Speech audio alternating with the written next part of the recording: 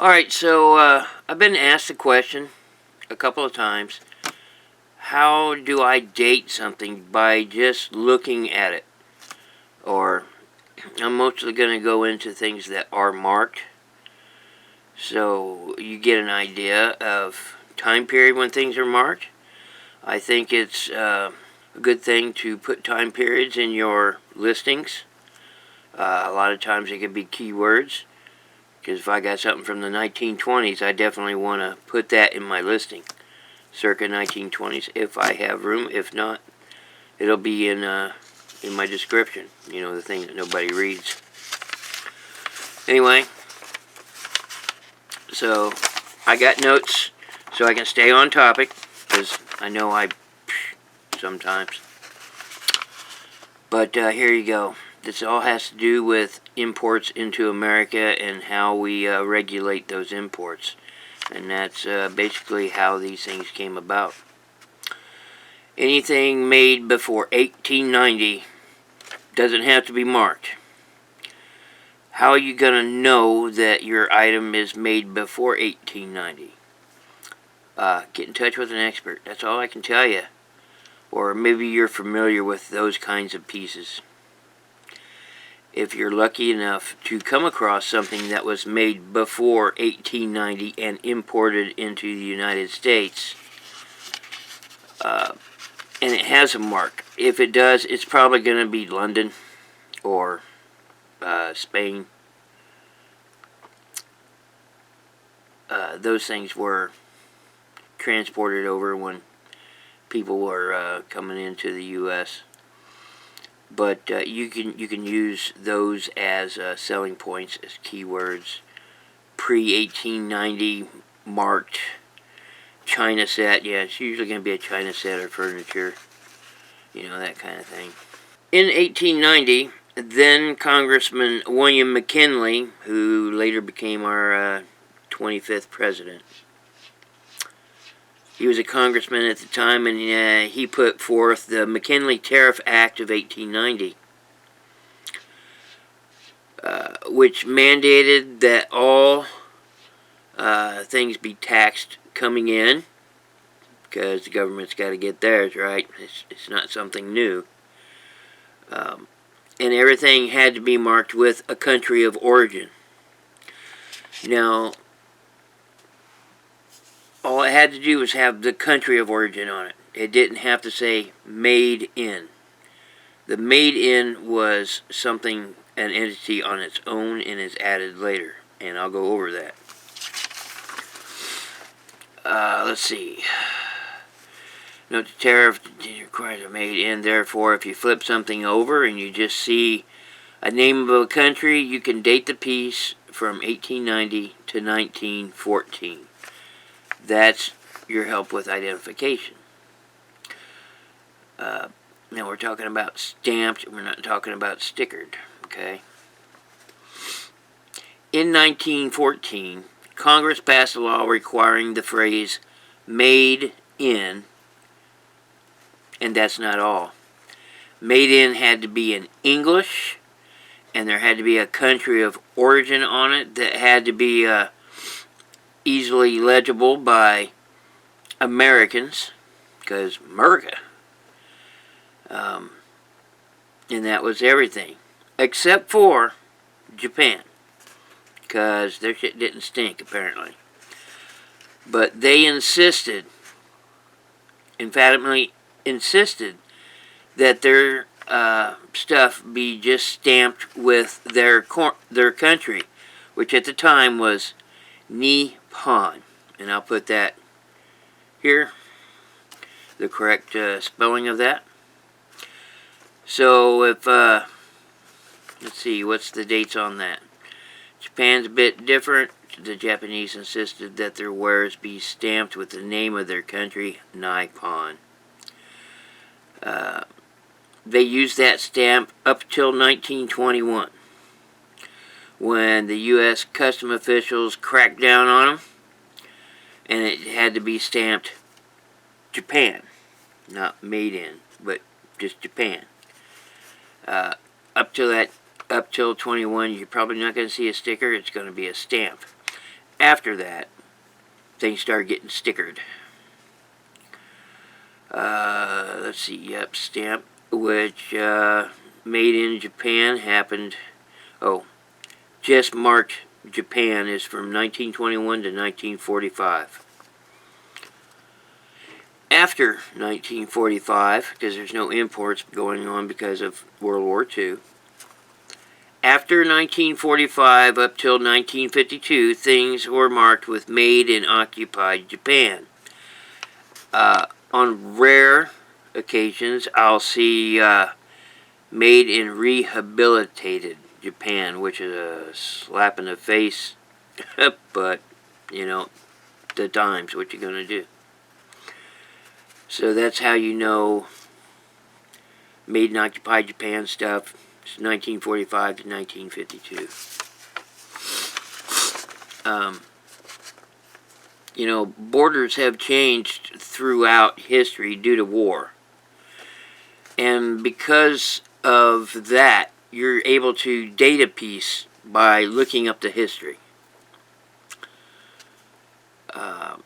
Such as from 1945 to 1950, German imports were often marked U.S. zone because, well, they lost and we took something. So by the late 1940s, East and West Germany are separated, with each items marked accordingly. So if you get that, you know, Made in East Germany or Made in West Germany piece, good luck. Then,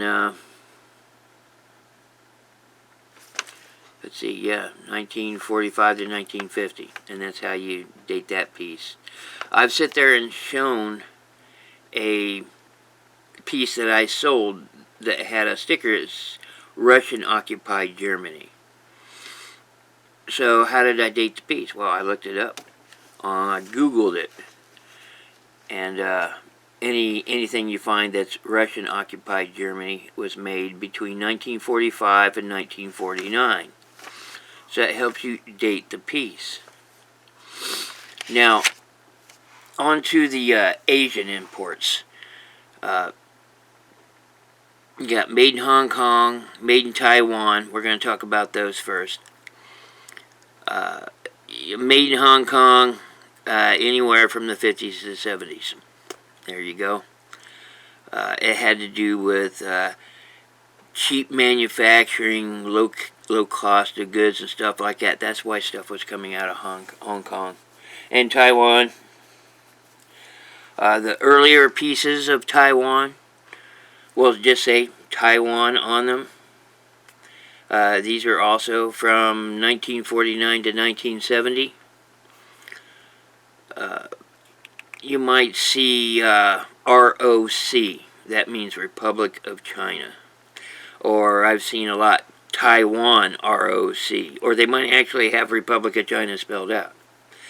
Those are the pieces coming in from Taiwan that were towards the late 70s, or the 70s.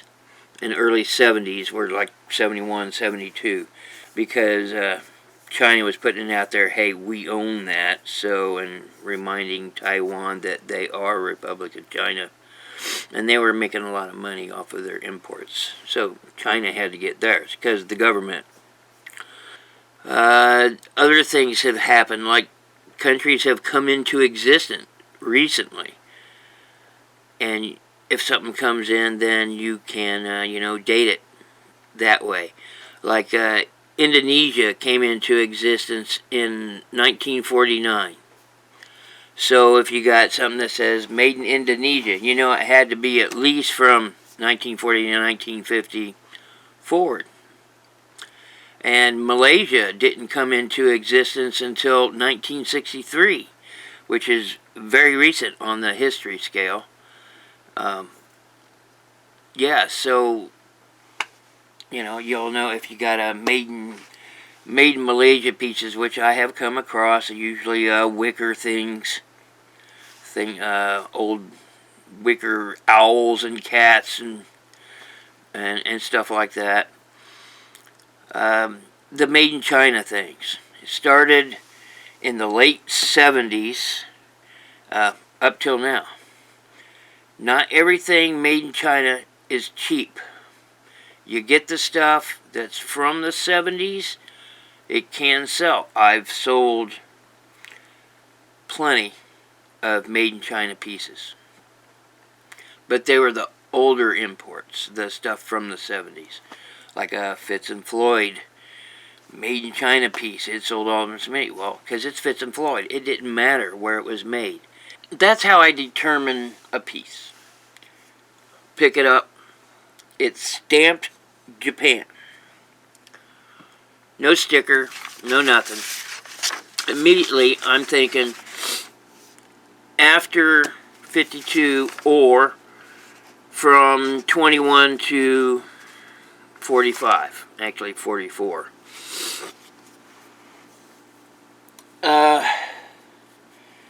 So it was made pre-war or after war. It's a chicken piece. It's definitely made for consumerism, so I think after the war. Things like that. You get used to them. You pick up a Hong Kong piece, you automatically say 1970s. Well, not exactly right.